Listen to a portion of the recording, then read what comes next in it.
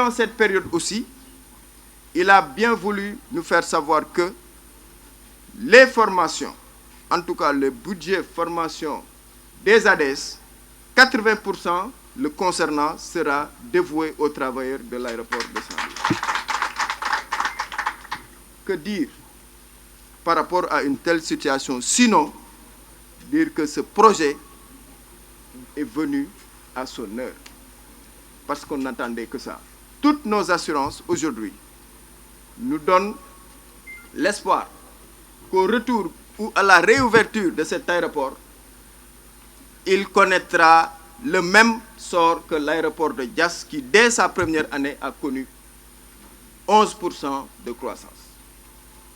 Et nous souhaitons la même chose et nous en sommes même rassurés parce que la formation est au cœur de cette période de transition qui va couvrir sur au moins 18 mois. Nous ne saurions remercier jamais assez ce qui a été fait, mais aussi les décisions anticipatives qui ont permis aujourd'hui de tranquilliser tous les pères et les mères de famille qui sont au niveau de l'aéroport de Saint-Louis. Demain, quand l'aéroport de Ziguinchor connaîtra le même sort, les travailleurs ne seront pas dans l'anxiété, dans l'inquiétude ou même dans, sous les nuages, dans les nuages. Mais ils seront rassurés parce que Saint-Louis aura été un bon exemple. Maintenant, nous, vraiment, on ne peut pas aussi ne pas terminer sans, une fois encore, magnifier ce projet du président de la République, mais aussi tout ce que les autorités ont eu à faire, parce que aussi, par moment, le directeur des transports aériens ici présent a eu à nous donner des informations qui ont été confirmées et par le directeur général, mais aussi par la démarche qui a été adoptée jusque-là. Nous vous remercions vivement par rapport à tout ce que vous avez fait. Maintenant, bonne continuation. Merci beaucoup.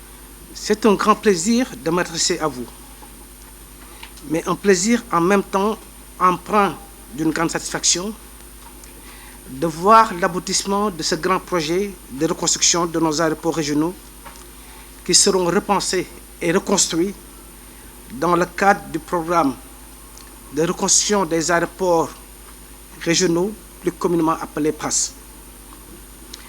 Cette modernisation de nos aéroports d'une envergure qui n'avait jamais vu le jour au Sénégal est une idée audacieuse de désenclavement du territoire et la concrétisation d'une vision ambitieuse portée par son Excellence le Président Macky Sall, qui, en dotant le Sénégal d'un aéroport moderne international et d'une compagnie aérienne nationale, est en phase de tenir sa promesse de faire de notre pays un hub sous-régional. La société tchèque Transcon, que nous félicitons au passage pour l'excellent travail qui est en train d'être fait et qui sera fait. Ce vaste programme de modernisation et d'extension représente un important investissement. Mais derrière les chiffres et les mots, il y a une volonté et une détermination sans faille des autorités sénégalaises de faire de la plateforme aéroportuaire un miroir du PSE. Car le transport aérien est un secteur stratégique, il constitue un des principaux atouts de notre économie. À travers le programme de reconstruction des aéroports du Sénégal, c'est demain qui se construit sous nos yeux. Ce vaste chantier constitue un enjeu décisif parce qu'il met en jeu l'avenir de l'aviation civile nationale et la politique de décentralisation. Et toutes les plateformes aéroportuaires régionales visées et portées par le PRAS vont doper l'attractivité touristique du Sénégal, générer de la croissance économique et participer à la décentralisation. Monsieur le secrétaire général, soyez mon interprète auprès du ministre du Tourisme et des Transports aériens pour les orientations définies, mais surtout sa ferme volonté de sauvegarder les emplois.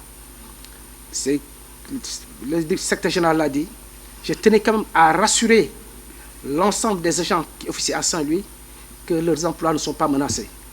Et nous allons aussi lancer un appel à la population saint-louisienne, aux riverains, que c'est leur projet.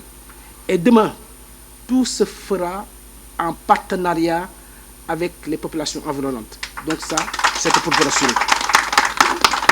Voilà, mesdames et messieurs, ce que je voulais dire aujourd'hui.